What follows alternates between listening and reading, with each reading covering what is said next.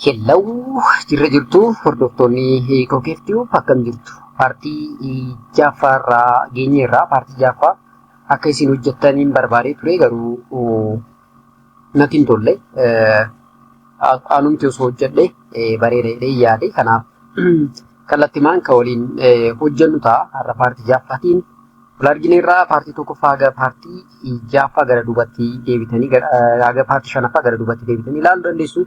Barattoonni tokko tokko kan bara 2018 nu hojjedhu jettanii kan na gaafattan jirtu garuu kan 2018 already kan ji'a shanaffaa irratti qoraman marsaa duraa hojjenneerra. Kanaaf viidiyoo keessa seenaatii ilaalaa. Gaafa viidiyoo ilaaltan gara viidiyootti chaanaalicha keessa seentanii viidiyoo kan jedhu liistii sana keessa seentanii barbaaduudhaan argachuu dandeessu.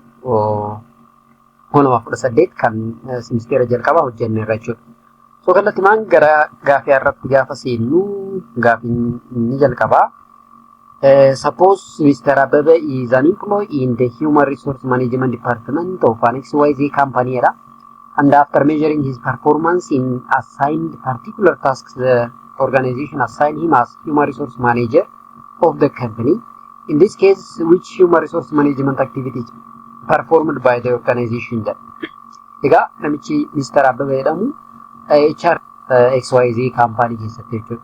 Garuu performance isaa erga ilaalanii booda dhaabbanni XYZ company maal godhe HR'n maanaajera godhe jechuudha namicha kana. Kanaaf asitti taatee kana keessatti namicha kanarratti maaltu raawwatame? A. Demotion jedha, B. Transfer jedha, C. Promotion jedha, D immoo separation jedha. Egaa isaan kun the process of HRM kan jedhamudha. Demotion jechuun namichi dura aangoon isaa guddaa ta'e gara aangoo xiqqaatti gaafa gadi bu'u jechuudha. Fakkeenyaaf namicha maanaajera ture tokko gara itti aanaa maanaajeratti kan gadi buufnu yoo ta'e demotion jennaan jechuudha. Transfer jechuun immoo namni dhaabbata tokkotti hojjetu gara dhaabbata biraa gaafa deemu jechuudha. Xalayaa jechuudha. Fakkeenyaaf nama itti aanaa maanaajera ta'e gara maanaajeratti gaafa finnu, nama hojjetaa dhaabbata tokko gara maanaajeratti gaafa finnu promotion ta'a jechuudha. Separation jechuun gargar ba'uu jechuudha. Kanaaf inni sunis hin ta'u. Kanaaf Mr. Abebanii dipaartimentii HRM jedhamu sana keessatti hojjetu. Kana garuu promotionii kennineef jechuudha erga performance isaa ilaallee booda. Kanaaf deebiin isaa simpilii gara promotionitti deema jechuudha. Caataa jechuudha. Gaafiin itti aanu the future value of $1,100 compounded at the rate of 6% annually after 10 years jedha. Kuni future value nu gaafa ta'e kun simply financial management jedha. So gaafii kana hojjechuudhaaf formulaa sirriitti dirqama yaadachuu danda'u qabna. So future value is equal to present value into 1 plus r the power of n dha. N is the number of year in keenya 10 waan ta'eef 10 ta'a jechuudha. R in keenya immoo rate of interest dha percentage a. P in keenya immoo present value $1,100 kanaaf kallattimaan lakkoofsa kana substitute gochuudhaan dhumarratti akkuma argaa jirtan 1969 tuqaa 93 arganna. Inni kun immoo filannoo baarra jira waan ta'eef bifa sanaan filachuu ni dandeenya jechuudha. Kanaaf hamma tokko gaafilee akkana hojjechuudhaaf formulaa yaadachuun dirqama ta'a jechuudha nurraa. So financial management ilaaluu qabdu jechuudha.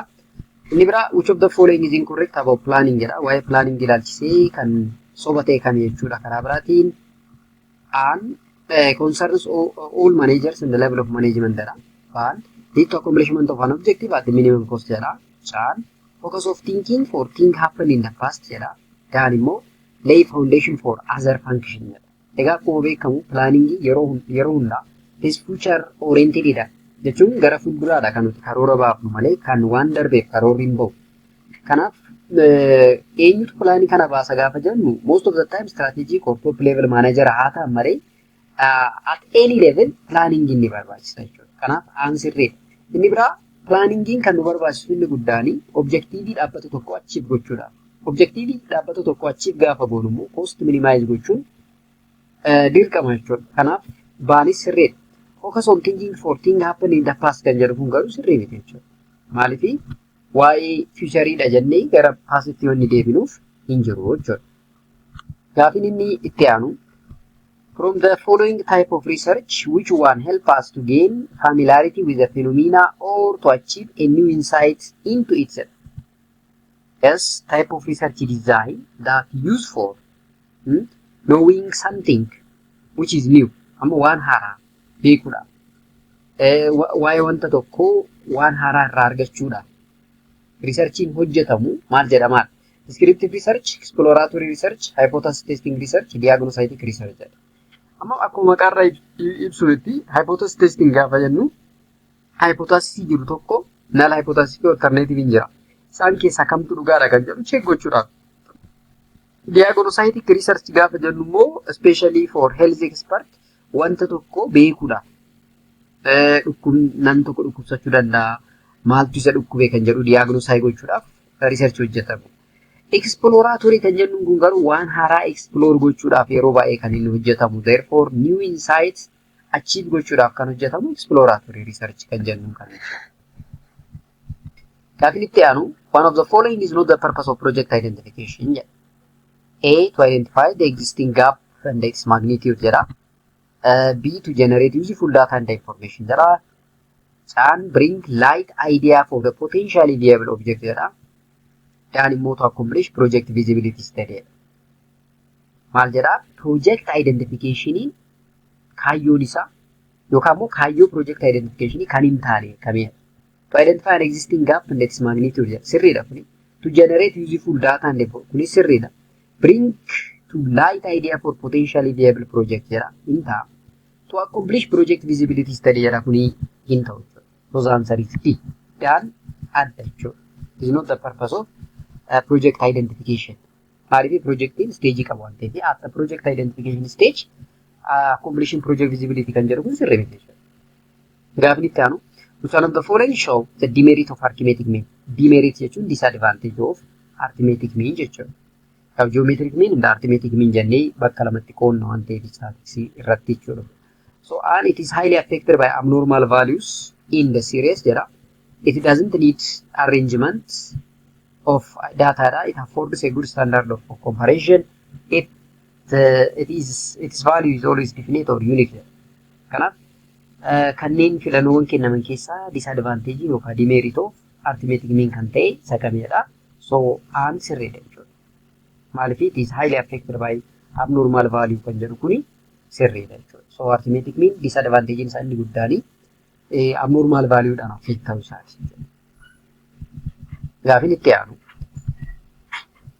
which or the pattern of behavior that the leader used to influence employees to achieve organizational goal is referred to as look sirriitti ilaala a pattern of behavior that leader uses to influence employees to achieve organizational goal is referred to as leadership style, leadership theory, management. Amma waa'ee leadership dubbachaa irraa waan ta'eef management hin ta'u. Leadership style and the leadership akkasumas leadership theory keessaa fidan. Amma leadership theory hin ta'u. Maaliif waa'ee theory asaan jiru asitti waan ta'eef maaliif pattern of behavior that leader use jedha waan ta'eef. Kanaaf deebiin keenya A yookaan B'dha. Leadership gaafa jennu it is a process of influencing others to perform certain job to achieve organizational goal. A pattern of behavior yoo ta'e garuu leadership style ta'a. So the answer is B. Gaafin itti aanu which of the following is correct regarding the difference between goal and objective? Goal fi objective garaagarummaan isaanii maayinni. Kan sirriitti ilaalle irra strategic management, operational management kuusilee jedhaman irratti. Kanaaf garaagarummaan operational goal fi objective maayinni. Waa'ee isaanii ilaalchisee kan dhugaa ta'e. And goal must be bounded by time while it is not mandatory for the objective jedha. Quantification and the time criteria are mandatory for objective but not for goal jedha. Quantification is a mandatory for goal while it is optional for objective jedha. An objective can 2 or more goal for a given period of time.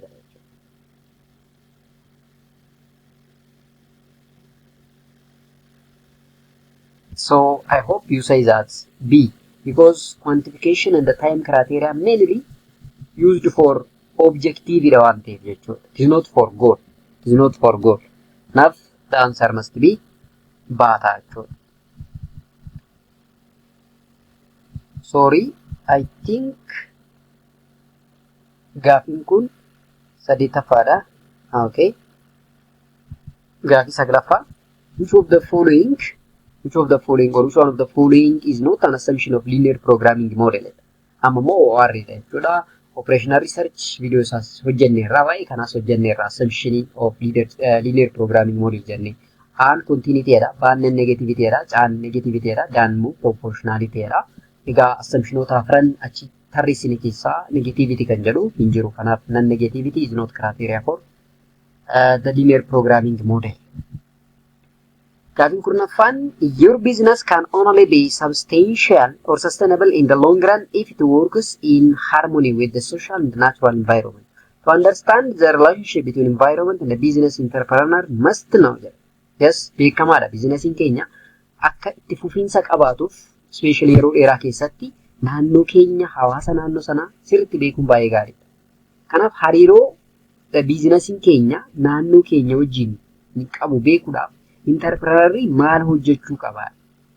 And how much your business depend on environment? Bal use backward assumption jedha. Caan follow few people advice jedha. Daan immoo depend on your limited skill jedha. Kuni deebiin sirriin how much your business depend on environment or environmental scanning isa jennu sana jechuudha. Environment sana scan gochuudhaan businessiin keenya environment sanarraa hammam depend akka ta'u beekuun nurraa eegama jechuudha. So the answer is A. Gaafiin 11ffaanii, blank involves supervision which is essential to make sure that work is performed according to order and instruction. Kuni the 5 function of management kan jennu sana. Planning, organizing, directing, controlling, jennuun sanniini. So the one that involves about supervision, which is essential to make sure that work is performed according to the order or instruction kan jedhu kuni controlling jechuudha. Controlling jechuun supervise gochuu, akkaataa karoora kaayyen yookaan objectivii dhaabbata sanaatiin hojiin deemu kan jedhu ilaaluu, instructionii garaagaraa kennu, orderii garaagaraa kennu, kana hunda ilaallatu waan ta'eef controlling is the best answer here. Gaafiin itti aanu, which one is true jedha.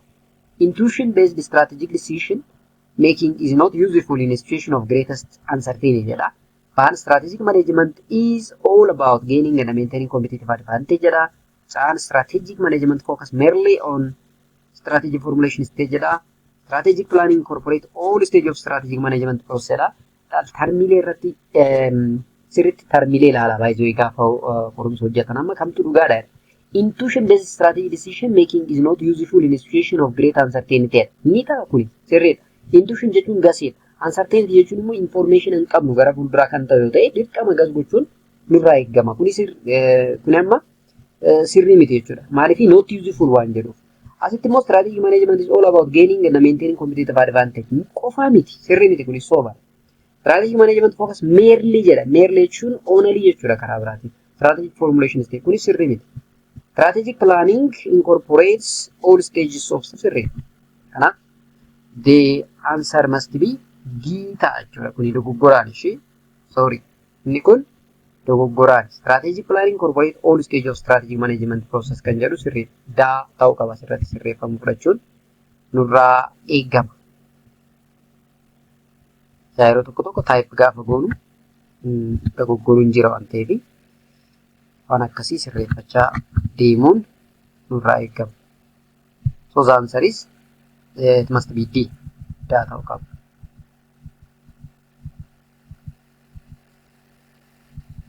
Gaafiin itti aanu, which one of the following is not a critical concern in implementing international promotion program jedha. International marketing jedha kuni. Method of determining resource implication, the use any type of media without analyzing its relevance jedha. Setting the objective appropriately, selection of persons to undertake the promotion. Kanaaf, which of the following is not critical concern. Critical concern kan hin taane gaafa international promotion apply goonu yookaan launch gaafa goonu jechuudha. Fakkeenyaaf the method of determining resource implication kun dirqama nu barbaachisa. Use of any type of media without analyzing it jedha. Kun hin ta'u. Asumatti maali miidiyaa gaafa filannu biyyuma keessattuu miidiyaa namni hedduun dhageeffatu miidiyaa biyyatti irratti fudhatama qabu fa'aa filanna. Kuni beekamaadha. Internationalis gaafa ta'u akkasuma goonu waan ta'eef deebiin keenya gara baatti deema. Caalaa kana ilaallu setting the objective appropriately jedha. Kuni sirriidha. Selection of person to undertake. Promotion sana eenyutu hojjeta kan jedhu beekuunis Baay'ee gaariidha waan ta'eef the answer must be B jechuudha.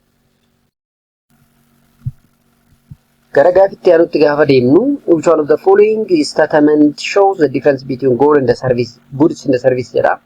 So the following statement shows the difference between goods and the services. Service have low customer interaction while goods have high customer interaction jedha. Service operation are subject to low variability of input than manufacturing of goods jedha. More unlike goods, services act oriented jedha. More service are usually tangible while goods are intangible. Amma statementoota jiran keessaa kan goods and service garaagarummaa isaa sirriitti kan mul'isu kamiidha. Amma jedha irratti service have low customer interaction while goods have high customer interaction hin ta'u sirrii miti. Service operation are subject to low variability of an input than manufacturing goods kunis sirrii miti. Unlike goods, services act oriented jedha. Eeyyan yeroo baay'ee service gaafa kenninu acting keenya hundi isaatu iyyuu customer keenya bira meaning garaagaraa qaba. Kanaaf act oriented inni. More service are usually tangible while goods are intangible. Kuni injijjiirame. Service are intangible whereas goods are tangible ta'uu qabu. Kanaaf deebiin keenya gara chaatti deema jechuudha. Gaafiin 15ffaan which one of the following is correct about behavioral approach to information system? Which of the following is correct about behavioral approach to information system? And emphasize mathematically based model to study information system. But emphasize physical technology in the formal capability of the system. Concentrate on change in attitudes, management and organizational policy. Then it ignores issues like strategic business integration, design and implementation. Which of the following is correct about behavioral approach?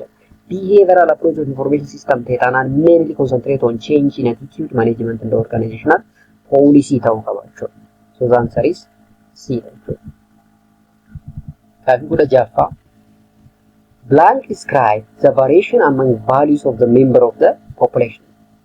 Blank describe the variation among values of the member of the population. Statistics population standard deviation, sample standard deviation, sample standard error, population mean. How I mean dubbachaa jiru variation idha waan ta'eef meaning hin ta'u, sample standard error hin ta'u because we are speaking about the number of population.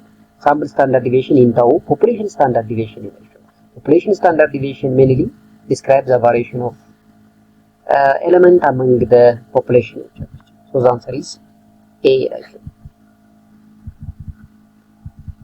Gaafiin 17ffaan financial management is mainly concerned with profit maximization, all aspects of acquiring and utilizing financial resources for the firm activities, efficient management of every business, arrangements, all organizational resources.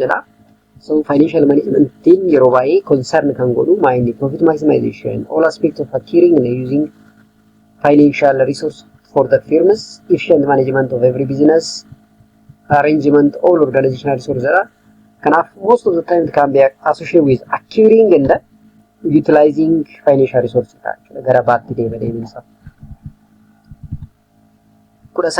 Which of the following is true about project in the program? Kana yeroo baay'ee hojjechaa turre program in the projecting garaagarummaan isaanii maayinni jechaa ilaalaa turre project management irratti immoo viidiyoo isaa sirriitti hojjedheen jira. Kanaaf deemaatoo viidiyoo sana sirriitti ilaalaa. Viidiyoon guutuun isaa project managementiin hojjetameera.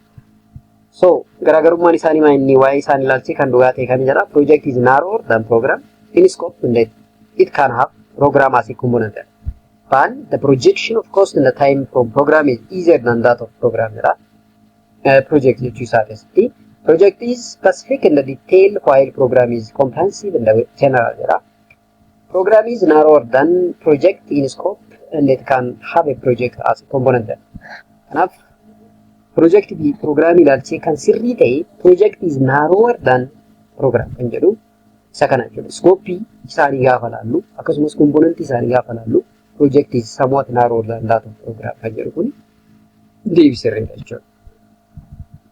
19 in transformation system of treating patient and getting the desired outcome of healthy individual in hospital, the primary input is healthcare, hospital, government, patient. Look sirriitti ilaalaa information system of treating patient and getting desired outcome. Amma desired outcome nuti barbaannu hawaasa yookaan namoota fayyaa qabeessa ta'anidha. Keessatti adda primary hospitaala sanatti keessatti jechuudha. Kanaaf inputiin keenya eenyu jennaan namoota dhukkubsatanidha, patientidha jechuudha. Patientii sana fayyisnee gara namoota fayyaa qabeessatti jijjiiruudha kaayyoon keenya sila ta'e jechuudha. So the answer is D. Gaaffiin digdamaffaanii an internal and external factor that influence an organization marketing activity is known as marketing mix, marketing environment, marketing process, marketing concept. An internal and external factor that influence an organization marketing activity is known as kuni salphumatti marketing environment isa jennu sana jechuudha. So marketing environment is internal or external factor that influence an organization marketing activity jechuudha dandeessu jechuudha. So gaaficha akka isinitti tole abdiin qaba. Kanaaf warroonni chaanalicha subscribing goone ilaalaa ta'u subscribe godha, viidiyoo immoo like godha, akkasumas viidiyoo kana barattootaaf share godha. Maaliif viidiyoo kana sa'aatii fudhannee kan isin hojjechaa jirru isin immoo chaanalicha subscribe gochuun kaffaltiin isin kaffaltan isa sana jechuudha. Kanaaf viidiyoocha like godha, chaanalicha immoo subscribe godha, akkasumas barattoota biraattis share godha jennaa. Gaaffii 21ffaatti ceena. Gaaffii 21ffaanii a product designed originally for local market is exported to other countries with virtually no change except the translation of words and other cosmetic change is known as. Look, product tokko magaalaa biyya keessatti hojjenne kallattii manusuu jijjiirama tokko taasisin maquma isaa jijjiirre waan tokko babbareechine kallattii mangara magaalaa biyya alaatti yoo dhiyeessine yookaan magaalaa biraatti yoo dhiyeessine taateen kun maal jedhama? Product standardization, product differentiation, product purchasing, product identification jedha. Identification fi purchasing immoo kumaan ta'u product differentiation akkan jenne hin jijjiiramne. Kanaaf productichi standardized ta'ee jenna jechuudha yeroo akkasiisan.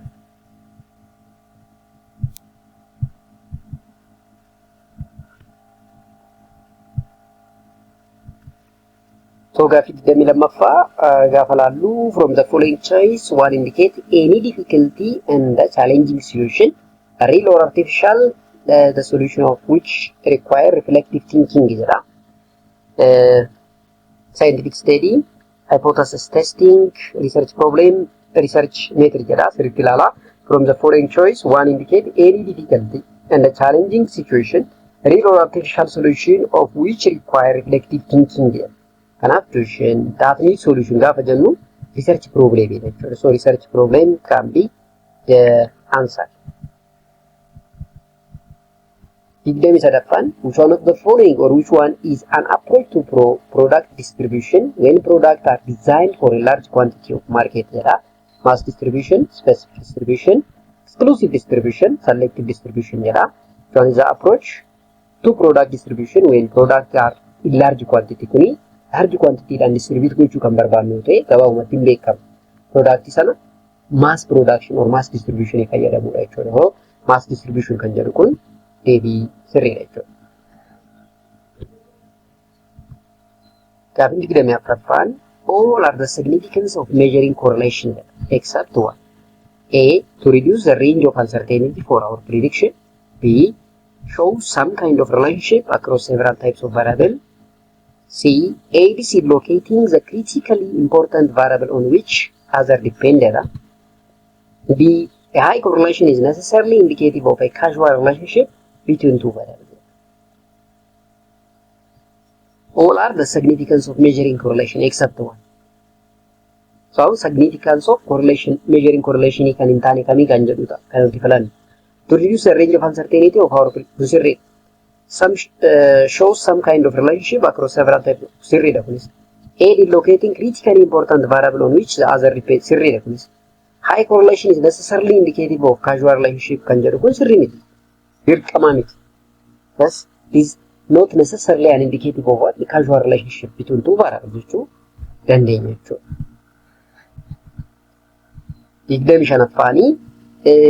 The factor which are relevant to World Trade Organization principle and aggregate agreement refer to it. The factor which are relevant to international business such as WTO principle and agreement refers to favorable environment, internal environment, domestic environment, global environment. Sirriitti ilaalaa. The factor which are relevant to international business such as what are all principle and agreements referred to.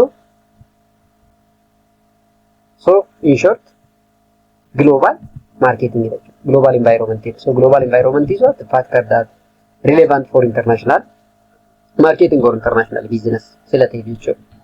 Idemija. All the following are symptoms of an ineffective organizational structure used for strategy implementation. All of the following are symptoms of ineffective organizational structure used for strategic implementation except fakkeenyaaf an too large span of control jira, ban so many unachieved objectives jira, chan extremely many attended meeting jira, dan optimum level of management. Kanaaf optioniiwwan jiran keessaa organizational structuring dhaabbata tokko ineffective akka ta'e kan hin agarsiifne isa kamidha. Maaliif exceptionidha waan ta'eef. So all of the following are symptoms of an ineffective organizational structure used for strategy implementation except sila jedhuuf daa kana taachuu. So optimum level of management kan jedhu kun ineffectivity hin agarsiisu. They are effective akka ta'e agarsiisa inumaa jechuudha. 27ffaa which of the following does indicates the main activities of project manager during project implementation? Which of the following does indicates the main activities of project manager during project implementation? And evaluates project effectiveness. Ban more action than thinking jira. Chan more thinking than action jira. Dan more prepare project roadmap. Amma project manager dhaabbata tokko projectii tokko implement gochuudhaaf activity primarily inni hojjechuu qabu kamidha? Evaluate project effectiveness kuni booda erga hojjenne booda hojichi erga hojjetame booda. Ban more action than thinking eeyyeen amma actionitu barbaachisa waan ta'eef implement gochuudhaaf. So sirriidha kun. More thinking jedha kun hin ta'u. Prepare project roadmap kuni jalqaba gara implementation osoo seeniin planning keessatti waan hojjetamu. Kanaaf deebiin keenya gara baatti deema jechuudha. Gaafii 28ffaa one of the following may not be factor affecting pricing policy decision ammas marketingidha. Kan kennaman keessaa pricing decision kan affect gochuu hin dandeenye kamidha? Supply and demand variation, currency fluctuation, tariff and distribution cost, similarity in cost of goods.